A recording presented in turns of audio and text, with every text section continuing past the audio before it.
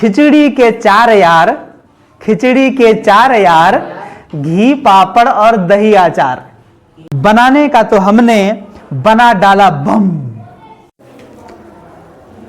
तो संश्लेषित रेशे और प्लास्टिक में अब जानिए प्लास्टिक के गुणधर्म। प्लास्टिक के गुणधर्म में पहला है कि प्लास्टिक जो है अक्रियाशील होता है और यही कारण है कि ये जैव अनिम्नीकरणीय होता है। मतलब होता क्या है कि जनरल चीज जैसे कि कागज हो गए, सब्जी के छिलके हो गए या सब्जियां हो गई या फिर केले के छिलके हो गए, ये सारी चीजें जब आप कहीं पे फेंक देंगे तो क्या होगा, कवक और जीवाणु ये सारे मिल करके उसको अपघटित कर देते हैं, सड़ा देते हैं। लेकिन आप प्लास्टिक की थैली या प्लास्टिक को फेंक करके देखिए, वो सड़ा नहीं पाएगा। इसलिए इसको बोलते हैं जैव अनिम्नीकरणीय, मतलब कोई जीव उसको सड़ा नहीं पाता है, लंबे समय तक वो रहता है मौजूद प्रकृति में, इसलिए वो अक्रियाशील होता है। दूसरी चीज है कि प्लास्टिक सस्ता होता है, प्लास्टिक मजबूत होता है और टिकाऊ होता है। देखिए टिकाऊ और मजबूत दो चीजें हैं। मजबूत मतलब गिराएंगे तो जल्दी से टूटेगा नहीं, मजबूत हो गया। और दूसरा है टिकाऊ, मतलब लंबे समय तक वो चलेगा। और तीसरी चीज है कुचालक। यदि ऊष्मा की बात करें, हीट, तो एक किनारे से दूसरे छोर तक नहीं आएगा, है ना।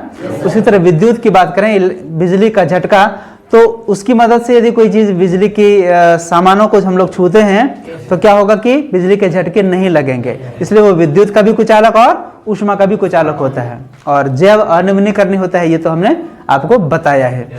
अब है कि प्लास्टिक के इस तरह के गुण हैं कि लंबे समय तक ये मौजूद रहते हैं प्रकृति में। कहीं मिट्टी में फेंक दे तो वहां भी, पानी में फेंक दे तो वहां भी, सड़ने वाला नहीं है, खत्म होने वाला जल्दी से नहीं है। तो इसका उपयोग भी हम लोगों को बड़ा ही रैशनली करना पड़ेगा, मतलब विवेकपूर्ण ढंग से करना पड़ेगा, बुद्धि के हिसाब से करना पड़ेगा। हम लोगों को ऐसी चीजों का इस्तेमाल करना चाहिए जो कि पर्यावरण मित्र हो, इंग्लिश में बोले तो इको फ्रेंडली हो, है ना। प्लास्टिक की थैली ज्यादा यूज नहीं करना, कम यूज करना या करना ही नहीं, ठीक है। कपड़े के थैली यूज करें हम लोग, कागज के पैकेट यूज करें, है ना। मोटा कागज जो कूट होता है उसका यूज करें। तो प्लास्टिक और पर्यावरण की अब बात करें तो पर्यावरण मित्र वस्तुओं का उपयोग करने के लिए हम लोगों को एक फॉर्मूला दिया हुआ है जो आपकी किताब में, टेक्स्ट बुक में मौजूद है। उसको बोलते हैं 4R, है ना। आपने एक कहावत सुनी होगी, 4 यार, यार मतलब दोस्त। हाँ, कहावत ऐसी है कि खिचड़ी के 4 यार, खिचड़ी के 4 यार, घी पापड़ और दही अचार। ठीक है, बोलिए, खिचड़ी के 4 यार, घी पापड़ और दही अचार। मतलब यदि खिचड़ी खानी हो तो 4 उसके दोस्त हैं, उसको आप शामिल कर देंगे तो सोने पे सुहागा जैसे होता है वैसा ही होगा, आपको काफी टेस्टी और मजेदार लगेगा। घी, पापड़, दही और अचार। ठीक उसी तरह यहाँ पर्यावरण, प्लास्टिक का यदि अच्छे से उपयोग करना है तो आपको 4R यूज करना चाहिए daily life, day to day life में। क्या है? पहला है रीयूज। रीयूज क्या है? रीयूज मतलब बारंबार यूज। यदि प्लास्टिक की वस्तुएं आप यूज करते हैं तो एक बार यूज करके उसको फेंक नहीं दें, बल्कि बार बार यूज करें उसको। जैसे एक मोटा प्लास्टिक है, आप एक बार सामान लाए, आपने देखा आटा लाए, आप गंदा देखा तो अब एक बार यूज कर लिया और सोचे कि इसको डस्टबिन में डाल दें, ऐसा नहीं करना है। उसको आप धो पोंछ लीजिए और फिर से सुखा करके फिर से यूज कर सकते हैं। आखिर फटा तो नहीं है, इसलिए उसको आप बार बार यूज करिए जब तक वो नष्ट नहीं हो जाए, खत्म हो जाए, टूट नहीं जाए, फट नहीं जाए। दूसरा है रिकवर। मार्केट से आपने खरीदा, मार्केट से बिक्री हो गई, वो जहां जाना था वो चला गया, यूज हो गया, वो प्लास्टिक टूट फूट गई, अब उसको घर में रखा हुआ है। अब कबाड़ी वाले आते हैं, उनको आप बेच दीजिए, वहां से फिर वो मार्केट में आएगा, मार्केट से वो फिर कारखाना में जाएगा और वहां से फिर वो नया प्लास्टिक का पदार्थ बन करके आएगा। तो रिकवर को आप समझिए रिकलेक्ट, मतलब उसको इकट्ठा करिए, इधर उधर फेंकिए नहीं। ठीक है। तीसरी बात है रिसाइकल, रिसाइकल मतलब पुनः चक्रण, जो भी मैंने कहा ना वही चीज इसमें शामिल है। मतलब प्लास्टिक का एक पदार्थ बना, टूट फूट गया, तो अब उसको गला करके नया कोई पदार्थ बनाया जाएगा, इसलिए उसको बोलते हैं रिसाइकल। बार बार प्लास्टिक नया नहीं बनाना है, बल्कि उसी को रिसाइकल करके नया पदार्थ बना देना है। और चौथा है रिड्यूस। रिड्यूस का मतलब होता है कम उपयोग करना। प्लास्टिक की वस्तुओं का उपयोग कम से कम हम लोगों को करना चाहिए, तब पर्यावरण हमारा बचेगा। यहाँ एक चीज मैं और जोड़ना चाहूंगा कि जब हम प्लास्टिक की वस्तु यूज करते हैं और कोई दूसरी भी वस्तु यूज करते हैं, जब वो बन जाए डस्ट, माने कूड़ा कचरा बन जाए, तब आपको अपने घर में 2 तरह की डस्टबिन रखनी चाहिए।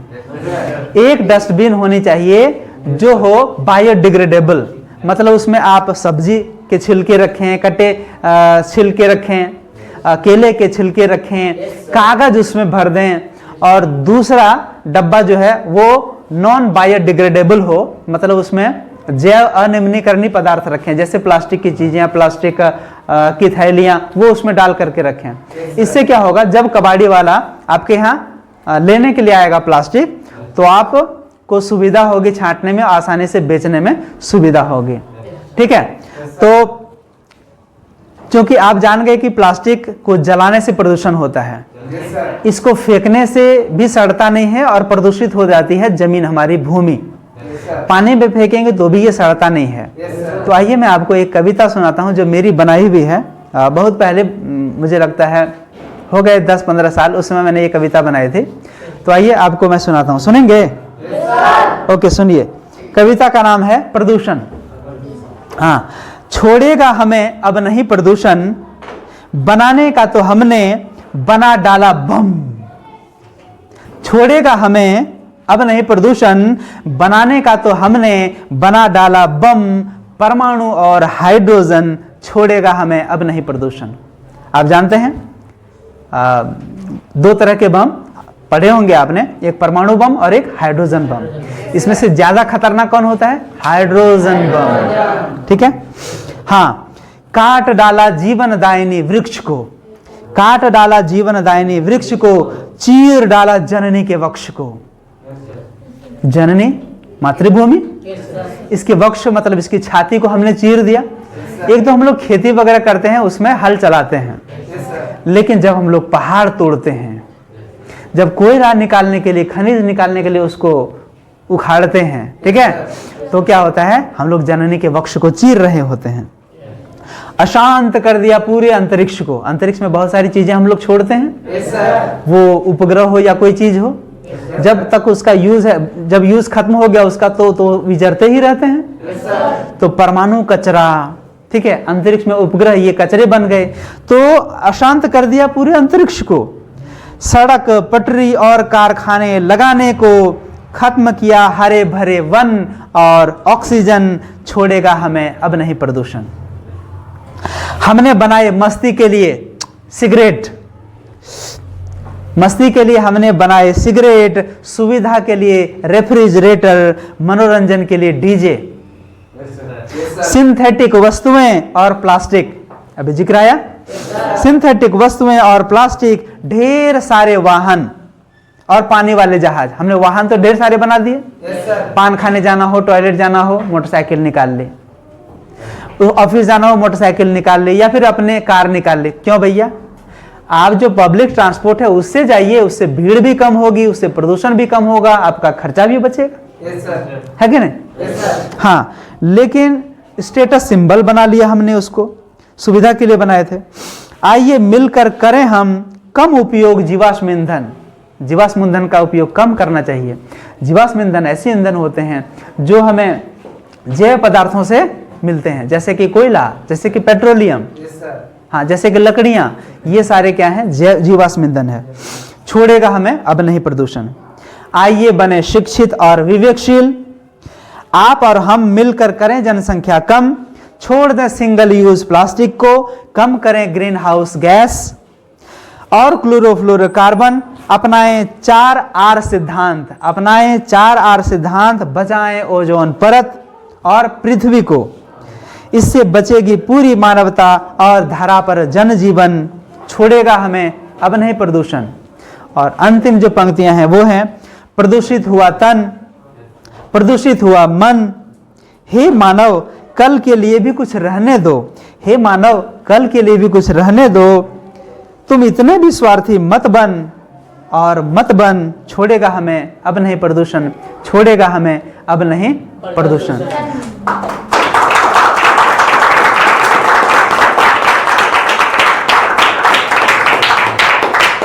तो इस कविता में बच्चों को, लोगों को जागरूक करने के लिए वो सारी बातें हैं, प्रदूषण को कम करने के लिए उपाय है इसमें, है ना, और क्या इसके साइड इफेक्ट हो सकते हैं प्लास्टिक यूज करने के, प्रदूषण फैलाने के, है ना। तो हम आने वाली पीढ़ी के लिए क्या छोड़कर जाएंगे? वही प्रदूषण, वही चारों तरफ कूड़ा कचरा का अंबार? नहीं, हम साफ सफाई अभी से, आज से शुरुआत करें। कहते हैं ना कि काल करे सो आज कर, आज करे सो अब, पल में परलय होएगी, बहुरी करेगा कब। ऐसा नहीं सोचना है कि आज करे सो काल कर, काल करे सो परसों, इतनी जल्दी क्या पड़ी है, जब जीना है बरसों। नहीं, ऐसा नहीं सोचना है। हम लोगों को अभी से प्रदूषण को कम करने के लिए, पर्यावरण को साफ सुथरा रखने के लिए शुरुआत करनी पड़ेगी, है ना। और अंगुली दिखाने से नहीं चलेगा कि तुम करो, नहीं, खुद से करो। जब हम अंगुली दिखाते हैं तो क्या होती है, बाकी अंगुलियां तो आपकी तरफ हैं। तो ज्यादा सुधार, ज्यादा बदलाव की जरूरत कहाँ से होगी? शुरुआत अंदर से, खुद से शुरुआत करिए। आप सुधरेंगे, जग सुधरेगा। ठीक है, समझ में आया? करेंगे? ठीक।